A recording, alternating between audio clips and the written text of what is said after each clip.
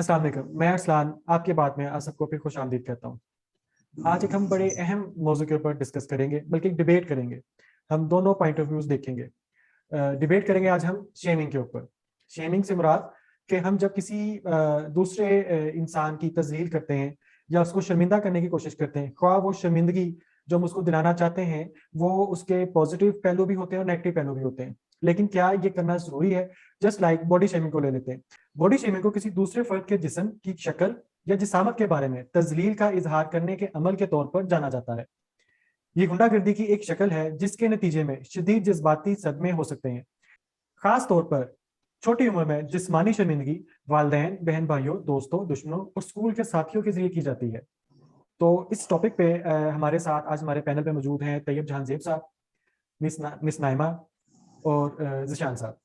तो सबसे पहले मैं तैयब जहांजेब साहब से रिक्वेस्ट करूंगा कि वो थोड़ा सा रोशनी डालें और अपना पॉइंट ऑफ व्यू बताएं कि क्या वो शेमिंग को समझते हैं कि करनी चाहिए पॉजिटिव एंड में, या उनको लगता है कि वाकई शेमिंग के जरिए से बहुत सारे लोग डिप्रेशन में चले जाते हैं और अपने आप को नुकसान भी पहुंचा लेते हैं बाजू का। अस्सलाम वालेकुम, बहुत शुक्रिया अरसलान। अगर आप मेरी ज़ाती ओपिनियन जानना चाहें तो मेरे ख्याल से तो अगर मैं समझूं कि अमर बिल मारूफ और नही अनिल मुनकर, तो यही है कि जो आपके इर्द गलत हो रहा है उसकी आप इस्लाह करनी है आपने। तो मेरे ख्याल से शेमिंग जो है आप आग दिलानी होती है आपने। सोशल मोबिलाइजर कम्युनिटी में आपके इर्द गिर्द कोई ऐसा काम हो रहा है तो आपने जाहिर है लोगों को आप आग दिलाएंगे कि ये क्या कर रहे हो आप। और मेरे ख्याल से अगर आप कहें कि जी किसी मोटे बंदे को ये कहें कि आप मोटे हो रहे हो तो ये उसके लिए कोई तजलील है, तो मेरे ख्याल मेरा ज़ाती ख्याल ये है कि ये तजलील नहीं है। हम थोड़ी-सी उसको दिलाते हैं शर्म कि यार तो अपना ख्याल कर। ज़ाहिर है मोटापा एक अपनी जगह एक बहुत सारी बीमारियों की जड़ कहते हैं इसको। ये तो तो अगर इसका आप किसी मतलब मोटे बंदे तैयब, इसका मतलब ये है कि आप इसके हक में हैं कि शेमिंग होनी चाहिए। मैं इस हक में हूँ कि उसको उस बंदे को कम से कम समझाना चाहिए कि यार ये आप मतलब अगर अगर कोई दुबला-पतला बंदा है, ठीक है? अब 2 ही तरीके होते हैं ना, आप या किसी को आप किसी पतले बंदे को पहलवान कह देते हैं आप, किसी हम्म, मोटे बंदे को कह देते हैं यार की हो गया, माड़ा ही हुंदा जाना है। हम्म, तो बाज़ दफ़ा ये होता है कि सच जो होता है वो कड़वा नहीं होता, हमारे लहज़े कड़वे हो जाते हैं। जिन लहज़ों में हम्म। हम सच बोल रहे हैं, वो कड़वे हो जाते हैं। तो अगर थोड़ा-सा उसको प्रॉपरली गाइड किया जाए या समझाया जाए तो मेरे ख्याल से ये कोई बुरी बात नहीं है शेमिंग। बिल्कुल बिल्कुल, आप सही कह रहे हैं। मैं मिस नाइमा के पास जाना चाहूंगा और उनसे रिक्वेस्ट करूंगा वो बताएं कि वो किस साइड में है, शेमिंग की साइड में है या नॉन शेमिंग की साइड में है। जी, बिल्कुल, अगर मैं तैयब की बात से कंटिन्यू करूँ, तो अगर हम इस्लाह की गर्ज से किसी को रियलाइज़ करवा देते हैं, तो मेरा ख़्याल से वो चीज़ हम पब्लिकली नहीं करते। उसमें जिस तरह हम कहते हैं कि एक मज़ाक और मज़ाक में एक फ़र्क होता है, ठीक है? मज़ाक उड़ाना और मज़ाक करना, ये 2 डिफरेंट चीज़ें हैं। तो इस तरह अगर आप किसी की इस्लाह की गर्ज से किसी को कुछ समझाना चाह रहे हैं, तो मेरा ख़्याल से नसीहत का बेहतरीन वक़्त वो होता है, जो आप अकेले में अलहदगी में किसी से करते हैं और उसमें आपका एहसास होता है, हमदर्दी शामिल होती है और आपके अल्फ़ाज़ का इंतख़ाब ऐसा होता है कि सुनने वाले शख़्स जिससे आप मुख़ातिब हैं, वो शख्स अपने बारे में कोई शर्म या झिझक महसूस नहीं करता। लेकिन अगर आप पब्लिकली देखते हैं तो हमारी सोसाइटी ये करती है कि हमें कोई भी अगर मोटा शख्स या बहुत लंबा या बहुत छोटी हाइट का या कोई कलर कॉम्प्लेक्शन उसका ऐसा है या कोई अगर आप डिफरेंट देखें पर्सपेक्टिव से तो शेमिंग सिर्फ़ इस हद तक महदूद नहीं रह गई। कोई डिसेबल चैलेंज स्पेशल पर्सन हमें नज़र आता है, तो हम उसको रुक के स्टेयर करते हैं, उसको देखते हैं और उसपे कोई ना कोई कमेंट ऐसा करते हैं कि वो शख्स जो है साइकोलॉजिकली हर्ट होता है, डिप्रेस होता है और फिर वो अपनी तकलीफ या बीमारी को भूल के आपके अल्फाज़ को ज़्यादा अरसा तक याद रखता है। तो ये हम द इसमें खुद बेहतर समझते हैं कि शेमिंग कहाँ पे करनी ज़रूरी है और मेरा ख़्याल से जहाँ पे ज़रूरी है उसको हम शेमिंग नहीं कह सकते, मैं क्योंकि वो एक बिल्कुल मैं थोड़ा सा इसको समझना चाह रहा हूँ ऑडियंस के लिए कि शेमिंग क्या है। एक है कि जी हम बड़े मजमे में किसी को कुछ कहते हैं, वहां पे वो शर्मिंदा होगा। एक है कि हम उसको अलहदा ले जाके समझाते हैं, क्या वो शेमिंग कहलाएगी तैयब साहब? सर मेरे ख्याल से इसको अगर आप देखें वो एक बात होती है कि जो मैं कह रहा हूँ आप उसको क्या समझ रहे हैं ये डिपेंड करता है आपके मूड पे या आपकी सिचुएशन पे, आप किस सिचुएशन में बैठे हुए हैं। ठीक है, हो सकता है भरे मजमे में भी किसी बंदे ने उस तरह ना कहा हो जिस तरह वो समझ ले अगला बंदा। ठीक है, ये हर बंदे का डिपेंड करता है कि वो किस मूड में था और किस तरह से उसने अगले बंदे की बात को लिया। तो मैं बात वो कर रहा हूँ कि एक आप देखें पब्लिक प्लेस है और वहाँ पे लिखा हुआ है कि इश्तिहार लगाना मना है या कूड़ा फेंकना मना है। तो एक बंदा वहाँ पे कूड़ा फेंक रहा है, चाहे वो मजमे में भी या फेंक रहा है, तो अगर आप उसको थोड़ी सी शर्म दिला दें कि यार तेन की करने ध्यान नहीं आ रहा है, सामने लिखे है ना नबीना है, तो मेरे ख्याल से तो इसको मैं शेमिंग नहीं कह सकता ये कि मैंने उसकी कोई दिलाजारी की है।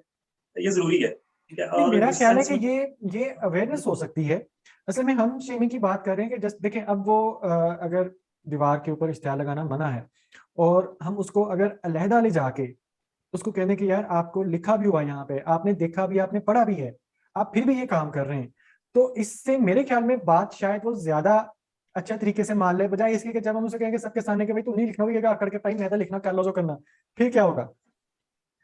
नहीं देखिए, आप बात कर रहे हैं एक बड़ी स्पेशल सी कंडीशन की, कि मैं भी फारिग हूँ और जो बंदा लगा रहा है इश्तिहार वो भी फारिग हो, हम कहीं नुक्कड़ में जाके बैठ के मीटिंग करें और फिर मैं उसको प्यार से समझाऊं, तो इतना टाइम मेरा नहीं ख्याल के इश्तिहार लगाने के पास वाले के पास भी होता है या मेरे पास भी होता है। आप जस्ट गुजरे हैं, आपने देखा है कि बंदा एक काम कर रहा है, तो आपको अब वेट नहीं कर रहे होते आप कि वो मुझे कहीं अलहदगी में मिलेगा तो मैं उसको प्यार से समझाऊंगा। और मैं समझ गया, जाहिर आप है आपने इसी हक में है कि जी नहीं उसको ऑन द स्पॉट कहना है। जी मिस नईमा, आप इस पे क्या राय रखती हैं जो मैंने भी बात की है?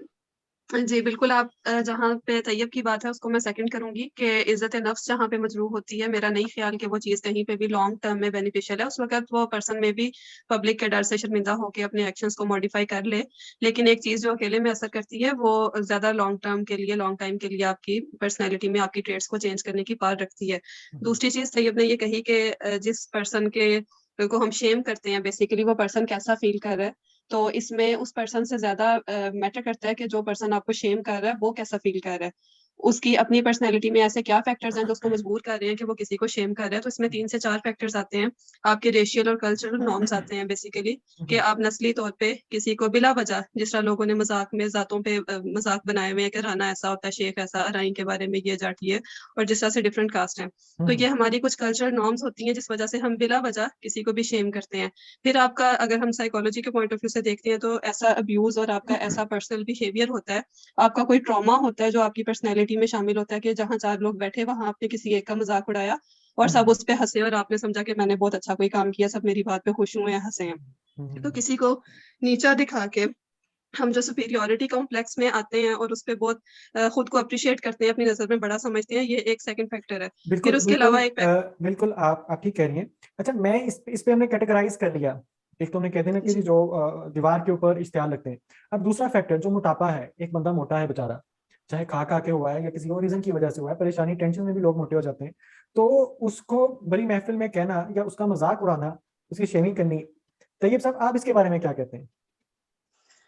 सर मेरे ख्याल से मतलब अगर मिस नईमा की बात अपनी जगह पे बिल्कुल दुरुस्त है कि आप उसको भरी महफिल में उसकी इज्जत नफ्स मजरूह, तो अगर मैं देखूं कि जो वे ऑफ कम्युनिकेशन है, ठीक है, सबसे ज्यादा मैटर ये करता है कि आप बाज दफा आप बड़ी बड़ी दिल को लगने वाली बात भी कुछ इस मीठे से अंदाज में करते हैं कि फील नहीं करता कोई बंदा, ठीक है, और ये डिपेंड करता है कि आप कितने माहिर हैं इस काम में। अच्छा, मैं तो अगर यहीं पे आपसे कहूंगा, ये तो फिर वही बात होगी ना कि बहुत ही कम लोग ऐसे होंगे जो इस मिठास को अपने जिनके पास पास ये रखते आर्ट होंगे, होगा। जिनके पास ये बिल्कुल, आर्ट जिनके हो। पास ये बिल्कुल स्किल होगी, ये बिल्कुल आर्ट हो। होगा कि वो तरीके से लेकिन बात हम कर सकें क्योंकि बिल्कुल बिल्कुल हम इस वक्त कर रहे हैं ओवरऑल हमारी सोसाइटी को लेके कि यहाँ पे तो मेजोरिटी ऑफ पीपल, तो मैक्सिमम पीपल, हम मोटे को देख के मजाक ना करें तो हो नहीं सकता। लेकिन फिर जो उसके दिल पे गुजरती है, या मेरे जैसे किसी पतले को लेकर ढेर पसली कह देना, तो जो हम पे गुजरती है वो हम ही जानते हैं। मैं नहीं समझता कि इसके लिए कोई मीठे अल्फाज भी हो जो कि अगले बंदे को अच्छे महसूस हो। अगर ये हम तो हेल्थ जाहिर के है पॉइंट ऑफ व्यू से देखते हैं तो अगर आप किसी मोटे शख्स को इस तरीके से कहते हैं और वो पर्सन डिप्रेशन में जाता है तो डिप्रेशन में वो पहले से ज्यादा खाता है। इसकी भी 2-3 सूरतें हैं कि या किसी शख्स की भूख बिल्कुल खत्म हो जाएगी या फिर बहुत ज्यादा बढ़ जाएगी और वो अपने डिप्रेशन में आके अपनी डाइट को मजीद बढ़ा लेगा और ओवर थिंक कर करके और उसकी स्लीपलेसनेस वाली जो भी रूटीन रहेगी उससे उसकी तकलीफ और बीमारी मजीद बढ़ेगी, ना कि बिल्कुल वो कम बिल्कुल होगी। ना, मैं बिल्कुल आप ठीक कह रही हैं। जरा तैयब साहब का भी ओपिनियन ले लें, वो कुछ कहना चाह रहे हैं, ये वो ना समझे कि उनको टाइम नहीं दिया जा रहा। जी। मिस नईमा बड़ी अच्छी बातें कर रही हैं और जाहिर है ये जो सारी बातें हैं ये अपनी जगह पे इनकी इम्पोर्टेंस है कि आप इज्जत नफ्स जो है वो हर बंदे की जाहिर है सेम है और आपको हक नहीं है कि आप उसको लोगों के सामने जलील करें या तस्लील करें। लेकिन जाहिर है जो आपने बात की कि वो हर बंदे का एक इंडिविजुअल है कि वो कितनी किस सेंस में बात कर रहा है। कुछ लोग जैसे मिस नईमा ने बात की कि उनको कोई पर्सनल डिसऑर्डर होता है कि वो खुश होते हैं किसी बंदे को जलील करके, ठीक है, उनका मकसद जो होता है वो इस्लाह नहीं होता वहां पे, उन्हें कतन गरज नहीं होती कि मेरे कहने से ये बंदा पतला हो, ठीक है, उनका काम सिर्फ इतना है कि बस थोड़ा सा चेजा लेना है और 2 मिनट के लिए हंसी मजाक हो जाएगा जरा, तो उनके लिए जाहिर है ये बस मजाक के तौर पे बात होती बिल्कुल है, लेकिन अगले बंदे की फीलिंग लेकिन हर्ट हो जाती लेकिन मैं यहाँ पे एक और अगर एक और पर्सपेक्टिव में इसको देखें कि समटाइम्स, मतलब मैं अपने आप को ले लूँ, मुझे आज तक through out college, school, university में डेढ़ पसली कहा जाता था, तो स्टिल कहा जाता है। मैं बहुत खाता हूँ, मैं बहुत खाता हूँ, नहीं लगता, ठीक है। अब भाई नहीं लगता, अब मैं क्या करूँ? अब जो मोटा होता है, मसलन एक फैमिली में ही एक फीमेल है, अच्छा उनका वो बहुत मतलब हेल्दी है, ठीक है, उन बेचारी की अब शादी नहीं हो रही, वो डॉक्टर के पास भी गई हैं, वो जिम में भी गई हैं, उनको डेफिनेटली शर्मिंदगी भी होती होगी, उनकी बॉडी शेमिंग भी करते होंगे, और इस एक एलिमेंट की वजह से उनकी जिंदगी सारी डिस्टर्ब हुई हुई है। अब वो जानबूझ के तो नहीं कर रही, लेकिन अगर इसके बाद बार बार लोग उनको कहें, इवन के उसके घर वाले कहते हैं जी तू अपना जरा वेट कट कर, तेरा ब्याह करना है, डेफिनेटली वो नहीं उस पर पसंद किया जाता हमारे माशरे में, तो उसमें अगर हम उनको करेंगे वो तो और डिप्रेशन में चले जाएंगे। जी मैं इस पे एक मुझे डायलॉग याद आ गया एक फिल्म का, और इसमें बड़ी अच्छी अच्छी आपको मिल जाएंगी मोटिवेशनल बातें, कि दो चूहे गिर गए एक बाल्टी में, ठीक है, दही की बाल्टी में दो चूहे गिर गए। अब एक चूहा जो था वो उसमें डुबकियां खाता रहा और वो मर गया। दूसरे चूहे ने उस पर कोशिश जारी रखी और वो भागता रहा, दही में पाँव मारता रहा, पाँव मारता रहा, तो वो उसने दही को भिगो भिगो के तो मक्खन बना दिया। मक्खन जाहिर है थोड़ा सॉलिड होता है, तो वो मक्खन के पेड़े पे चढ़ के तो बाल्टी से बाहर निकल आया। तो ये जो सिचुएशन है, जाहिर है अगर जो बात आप बता रहे हैं अपनी फैमिली में, तो अगर एक बंदा दिल से चाहे कि मुझे वाकई ये मसला है और सारे लोग कहते हैं तो मैं इसको ओवरकम करूं, तो मेरा नहीं ख्याल कि इस तरह की कि आपके कोई जब आप नियत कर लेते हैं, इरादा कर लेते हैं, तो कोई चीज आड़े आ सकती है। तो ये डिपेंड करता है कि आप उसको आप उस हम तो कह रहे हैं ना कि बॉडी शेमिंग से जनाब अगले बंदे की इज्जत नफ्स मजरूह हो गई, ये हो गया, लेकिन अगर सच में अगर वो समझे कि हाँ जी मेरी हुई है और मैंने ये खत्म करनी है, आइंदा मेरे साथ ना हो, तो वो हो सकता है। मैं लेकिन मिस नैमा के पास जाना चाहूंगा। मिस नैमा, तैयब साहब कह रहे हैं कि जी चाहे कोई मेडिकल कंडीशन हो ना हो, या वो खुद चाहें या ना चाहें, अगर हम करेंगे तो वो डेफिनेटली इम्पैक्ट डालेगा, तो आप इस बारे में क्या कहेंगे? मैं तो खुद इस चीज़ में को फेस कर चुकी हूँ और काफ़ी लंबा अरसा जो मेरे क्लोज़ वन्स हैं वो जानते हैं बहुत मुझे अच्छे तरीके से। तो मेरी ओपिनियन तो स्टिल यही है कि आपको बहुत सारे हार्मोनल इश्यूज़ हो सकते हैं। आपका मेटाबॉलिज़्म रेट वैसा नहीं हो सकता जिस तरह हर नॉर्मल इंडिविजुअल का होता है। तो बहुत सारी रीज़न्स होती हैं, अगर हम एक वेट गेन को या वेट लॉस को भी डिस्कस कर रहे हैं, इसके अलावा बहुत सारी और डिज़ीज़ में भी ये प्रॉब्लम आता रहता है।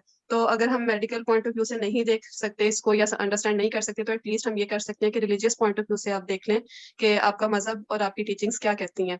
हमारी टीचिंग्स रिलीजियस वाइज़ किसी का जो भी रिलीजन है, लेकिन हर रिलीजन आपको थोड़ी-सी कर्टसी, ह्यूमैनिटी ये सब चीज़ें अखलाकियात सिखाता है। तो मेरा ख़्याल से कि आप जो भी चीज़ अपने मज़हब के पॉइंट ऑफ व्यू से देख रहे हैं, अगर आपको सैटिस्फाई कर रही है कि ये काम आपको करना चाहिए और आपका पर्पस कोई बुरा नहीं है, किसी को वाक़ई शेम करना या डिस्क्रिमिनेट करना या लो फ़ील कराना नहीं है, तो डेफ़िनिटली आप इसको कर सकते हैं। जैसे कि तैयब ने कहा कि इस्लाह के पॉइंट ऑफ व्यू से आप कर सकते हैं। और दूसरी चीज़ ये कि करने वाले शख्स की सेल्फ एस्टीम कैसी है? अगर वो किसी को शेम फ़ील करवा के बहुत अपने आप को बेहतर फ़ील कर रहा है, तो डेफ़िनेटली उसकी जो पर्पज़ है वो ठीक नहीं है, पॉज़िटिविटी उसमें नहीं है।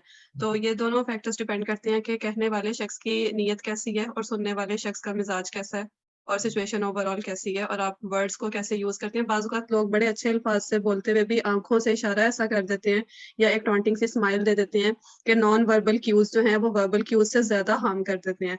तो बाज़ औक़ात हम कहते कुछ नहीं है, सिर्फ़ देख ऐसी नज़रों से लेते हैं कि अगला शख्स बहुत कुछ समझ जाता है, बिन कहे। तो ये कुछ चीज़ें हैं कि आपको थोड़ा-सा रियलाइज़ करना चाहिए इन बारे में। बिल्कुल आपने सही कहा। इसी बात पे एक शेर अर्ज है, क्यों समझते शर्मिंदा भी हैं। करते हो? हाँ जी। मैंने कहा बिस्मिल्लाह ने बड़ी अच्छी बात की। हम बहुत दफा इशारा भी नहीं करते, हम सिर्फ इतना ही कहते हैं कि समझते क्या ही होना है। जी बिल्कुल और बिल्कुल। अगर मैं तो मुझे क्या कहा। बिल्कुल आपने सही कहा। एक शेर ऐसे बस आया हुआ है तो मेरा है कि निकल जाए, इससे पहले अटक ना जाए। तो क्यों शर्मिंदा करते हो ये रस्मी बातें पूछ कर, क्यों शर्मिंदा करते हो ये रस्मी बातें पूछ कर, हाल हमारा वही है जो तुमने बना रखा है। ठीक है, वाह जी। हम मेरा ख्याल है कि उसी नजर से देखते हैं एक दूसरे को जिससे हम देखना चाहते हैं। मेरा ख्याल है मोटापे में इतना कोई इशू नहीं है। और इसी तरीके से अगर हम मेरा ख्याल है हम जाते हैं जिशान साहब की तरफ और उनसे पूछते हैं कि पहले वो लेट क्यों आए और सेकेंडली वो अपनी राय दें इस टॉपिक के ऊपर। जी बहुत शुक्रिया अरसलान, तैयब और नाइमा, आप लोग बड़ा अच्छा प्रोग्राम को लेकर चल रहे हैं। और लेट आने की जो वजह है अभी और भी दुख है ज़माने में मोहब्बत के सिवा। तो एक और शेर मेरे ज़हन में आ रहा है कि बेहाल हूँ उस दुख्तर गंदम की तलब में, नशे में जो अंगूर की बेटी की भी माँ है। तो बस इस तरह से कुछ मामला हो जाते हैं इंसान के साथ। खैर, जो बात चल रही थी गालिबन बॉडी शेमिंग के ऊपर, शेमिंग के ऊपर, उसमें मतलब हम डिटेल से फिर बॉडी शेमिंग को ले आए, लेकिन ओवरऑल जो शेमिंग पे अभी बात चल रही है। लास्ट में बातें चल रही थी वो हाँ हाँ मैं बिल्कुल। उनकी बात कर रहा हूँ। जी ओवरऑल जी। तो हमारी बात जो है वो शेमिंग पे ही है। हम्म तो मैं बॉडी शेमिंग से स्टार्ट करते हुए मैं इसको इन्वर्ट फनल में ले जाता हूँ ना। हम्म तो बॉडी शेमिंग से ताकि वो मौजू का ताल्लुक भी जुड़ा रहे। तो जहाँ तक बात है बॉडी शेमिंग की, या इसको देखते हैं हम उसी तनाजुर में अगर पीछे को आते जाए हम लोग, तो बॉडी शेमिंग के ऊपर ही आ जाए। तो शेमिंग क्या है? आल दिलाना या महसूस करवाना, और कि कौन दिलाए, कुछ क्वेश्चन बनते हैं ना, आल कौन दिलाएगा, कैसे दिलाएगा, कितनी दिलाएगा और किसको दिलाएगा। पर कोई भी काम है, कोई भी मौजूद है, उसको छेड़ने के लिए नंबर 1 आपका एक्सपर्ट होना जरूरी है। नंबर 2 आप इस बारे में पॉजिटिव होना बहुत जरूरी है कि आपके बोलने से ये चेंज आ जाएगा। नंबर 3 आप अपनी बात को समझा लेंगे। आपके बोलने से चेंज आएगा, उसकी जरूरत नहीं आएगा जब आप अपनी बात को समझा लेंगे। और सबसे अहम बात यह है कि आपको बोलते हुए अपने ऊपर इतना अबूर है कि आप अपनी बात को इस अंदाज में समझा लें कि उस इंसान को बुरा लग रहा है या अच्छा लग रहा है, या वो दरमियान में कहीं खड़ा है, उसको बुरा लग रहा है। तो क्या लग रहा है? आपकी बातें बुरी लग रही है, आपका टॉन्ट बुरा लग रहा है, या उसको ये बुरा लग रहा है कि वाकई जो ये बात कर रहे हैं वो ठीक है, मैं जिस कंडीशन में हूँ दैट इज रॉन्ग। तो बुरा लगने के लिए 2 एस्पेक्ट्स हो गए। तो इस हिसाब से अगर हम शेमिंग को देखें, एक तो हमारा रवैया है ओवरऑल कि हम लोग बीइंग पाकिस्तानी, स्पेशली बीइंग फैसलाबादी, सामने जुगना बहुत आनी है ना सर, इनमें से करने के लिए नहीं जुगता होने लगा। वही चलता चलता बंदा दूसरे बंदे को गया, तो किसी के पास वो जरा गाड़ी थोड़ी इस हिसाब की होगी। तो आप आ जाए, हम थोड़ा सा इस बीइंग मुस्लिम हम इस जाने आ जाए कि हमें इस बारे में इस्लाम क्या कहता है। हम मुसलमान है, हमारा लाइफस्टाइल जो है वो हमें डिफाइन करके दिया हुआ है कि आपकी हुकूमत हो तो ऐसी हो, आपकी मुआशरत हो तो ऐसी हो, आपकी सियासत हो तो ऐसी हो, आपकी सियासत हो, क़यादत हो तो ऐसी हो, और आपका जो लाइफस्टाइल है वो ऐसा हो। तो उस लाइफस्टाइल में आके हमें कुरान ने एक हुक्म दिया कि वो जादिलूहुम बिल्लती हिय अहसन, कि उनके साथ बात करो, मुजादला करो, उनकी बात सुनो भी और उनको सुनाओ भी, लेकिन कैसे? एहसन तरीके से। हाँ, तुम्हारी बात किसी को बुरी लग रही है, खामोश हो जाओ और अल्लाह से उसके लिए दुआ करो कि अल्लाह ताला तुम्हारी बात उसके दिल में बिठा दे, शायद कितने दिल में उतर जाए मेरी बात। इसलिए तो आल दिलाना बताते खुद इस्लाम इसको कैसे देखता है। आल दिलाना इस्लाम में बिल्कुल जायज है, और हम किसी को भी उसके किसी भी ऐसे रामफुल एक्ट की हम उसको आल दिला सकते हैं, लेकिन उसका मौका महल हमें वही फिर उसी में आ गया कि जादिलूहुम बिल्लती हिय अहसन। उसका मौका महल हमें खुद देखना है, खुद परखना है। हम दिल आजारी नहीं करेंगे, दिलादारी से हमें रोका नहीं, ठीक है।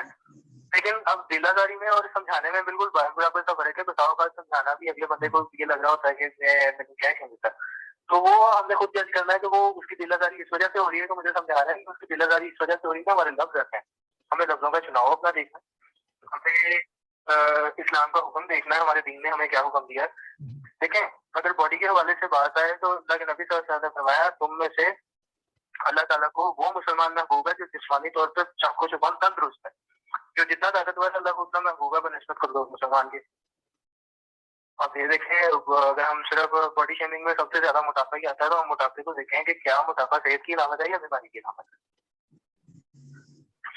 जी बिल्कुल निशान, आपकी बात बिल्कुल आ गई। तैयब साहब, अब इस सारी अपनी डिस्कशन को, इस डिबेट को आप जरा वाइंड अप करें 1-2 मिनट में और अपने फाइनल रिमार्क्स दें इसके ऊपर। जी, मैं ज़ीशान साहब की बात से बिल्कुल मुत्तफिक हूँ कि जो थोड़ा सा ज़ाहिर ऐसा तरीके से हमें बात करनी है। ज़ाहिर जब हम बात करें इस्लाह के लिए, तो इस्लाह में तो ज़ाहिर ऐसा तरीके से ही हो सकती है ना, इस्लाह का टाउट नहीं आप कह सकते। इस्लाम बात नहीं, इस्लाम में आप फिक्रमंद होते हैं अपने भाई के लिए, और जब आप फिक्रमंद होते हैं तो वो भाई को भी नजर आ जाता है कि ये किस सेंस में मुझसे बात हो रही है, फिक्रमंदी नहीं हो रही है या मेरा मजाक उड़ाया जा रहा है। तो मैं इतना ही कहूँगा कि बिल्कुल अगर आपके इर्द गिर्द कोई लोग ऐसे हैं जो अपना ख्याल नहीं कर रहे, कोई मोटा हो जा रहा है, या बल्कि मोटापा आजकल इतना आम है, आप मर्दों में या खवातीन में कोई भी बंदा मुश्किल है जो आपको फिट नजर आता हो, सब तोड़ निकली जी हुई है। बिल्कुल, मैं समझ गया, ठीक हो गया। जी मिस नाइमा, आप इसको, आपको भी अब 1 मिनट का टाइम है, काइंडली इसको आप भी अपनी डिबेट को खत्म करें ताकि हम आगे जा सकें। जी, यहाँ पे अभी ज़ीशान ने बात की कुरानिक रेफरेंस से और इस्लामिक पॉइंट ऑफ व्यू से, तो मैं भी उसी को सेकंड करते हुए ये कहना चाहूंगी कि इस्लाम कहता है, कुरान पाक में है कि ला तुब्तिलू सदकातुकुम बिल मन्नी वल अज़ाई, कि आप अपने सदकात को, अपनी नेकियों को एहसान जता के या तकलीफ दे के ज़ाया ना करो। तो बाज़ औक़ात हम नेकी की बात भी जो है, खैर की और फलाह की बात भी ऐसे तरीके से कह देते हैं कि वो अगले शख्स के लिए दिल शिकने का बायस बनती है या अज़ा या तकलीफ़ का बायस बनती है। तो एक तो नसीहत करते वक़्त पोलाइटनेस आपकी रहे। दूसरी चीज़ मैं बीइंग अ सोशियोलॉजिस्ट जो ऐड करना चाहूँगी, वो चार्ल्स एच कूले की एक थ्योरी हम हमेशा से पढ़ते आए हैं, लुकिंग ग्लास सेल्फ, कि हमारी पर्सनैलिटी पे दूसरे जितने भी हमारे सिग्निफिकेंट अदर्स हैं, सिबलिंग्स हैं, पीयर ग्रुप है, फ्रेंड्स एंड कॉलीग्स हैं, उनकी ओपिनियन कैसे मैटर करती है। तो उसका कंक्लूजन यही है कि हम बिल-आखिर अपने आप को वैसा ही देखने लग जाते हैं, जैसा हम समझते हैं कि लोगों की हमारे बारे में ये राय है। ठीक है? लोगों के पर्सपेक्टिव्स हमारी ज़ात पे, ज़ातियात पे, हमारी पर्सनैलिटी पे इतना गहरा असर छोड़ते हैं कि हम खुद को वैसा ही देखने लग जाते हैं, जैसा लोग हमारे बारे में गुमान करते हैं। तो डेफ़िनेटली अगर हम किसी को पॉज़िटिव पॉइंट ऑफ व्यू से देखेंगे, तो वो नेक्स्ट पर्सन अपने बारे में पॉज़िटिव फीलिंग्स और पॉज़िटिव वाइब्स लेके आएगा। और अगर हम नेगेटिव उस पे कोई भी कमेंट करते हैं, तो वो पर्सन अपनी पर्सनैलिटी में वही नेगेटिविटी ले आएगा। तो अब डिपेंड करता है कि हम सोशल एनिमल होते हुए किसी को कैसा फ़ील करवाते हैं और कैसे किसी की कैरेक्टर बिल्डिंग करते हैं। जी, बहुत-बहुत शुक्रिया मिस नहवा, आपने बहुत अच्छा इसको वाइंड अप किया। देखिए, शेमिंग हो, किसी भी तरह की शेमिंग हो, वो वही बात जो आज की हमारी डिस्कशन से निकली है, हमारे तीनों पैनलिस्ट ने बड़े अच्छे तरीके से डिस्क्राइब किया है, कि होनी चाहिए, लेकिन अंदाज़ ऐसा हो कि अगले बंदे को वो महसूस ना हो। मतलब ये ना हो कि जी 10-12 एक महफ़िल के अंदर जाके उसकी तज़लील हो। ये इस्लाम में इसकी मेरे ख्याल में इजाज़त नहीं है, जैसे कि ज़ीशान साहब ने कहा, और उन्होंने भी चीज़ को एंडोर्स किया है कि इस्लाम में भी यही कहा गया है कि आप अगर किसी की इस्लाह करना चाहते हैं, तो उसका एक तरीका है कि अगले बंदे को उसकी शर्मिंदगी महसूस ना हो। मेरे ख्याल यही हम चाहते थे आज के इस टॉपिक में, कि अपने अल्फ़ाज़ का इस्तेमाल इस तरह से किया जाए कि उससे बेहतरी आए, ना कि मज़ीद बिगाड़ पैदा हो। तो मैं अरसलान आज की बात में आपसे इजाज़त चाहूँगा, कल एक नए टॉपिक के साथ फिर हाज़िर होऊँगा। अल्लाह हाफ़िज़।